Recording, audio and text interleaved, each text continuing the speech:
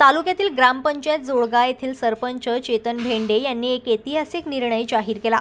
त्यानुसार जोळगा ग्रामपंचायत क्षेत्रात येणाऱ्या जोळगा व तांदळी गावातील गुणवंत विद्यार्थ्यांच्या हस्ते अनुक्रमे 26 जानेवारी व 15 ऑगस्टला ध्वजारोहण करण्याचा निर्णय घेतला। 15 ऑगस्टला स्वातंत्र्य दिनी तांदळी येथील गुणवंत विद्यार्थ्यांनी कुमारी मोनिका गणेश डवळे यांच्या हस्ते ध्वजारोहण करण्यात आले। तसेच पालकांना सत्कार करून विद्यार्थिनीला स्पर्धा परीक्षेसाठी आवश्यक पुस्तके भेट देण्यात आले। या उपक्रमामुळे विद्यार्थ्यांमध्ये शिक्षणाप्रती जिज्ञासा निर्माण होऊन गावामध्ये शिक्षणपूरक असे वातावरण निर्माण होण्यास मदत होईल व गावामध्ये सुशिक्षितांची पिढी निर्माण होईल, असे झोळगा गावाचे सरपंच चेतन भेंडे यांनी कळविले।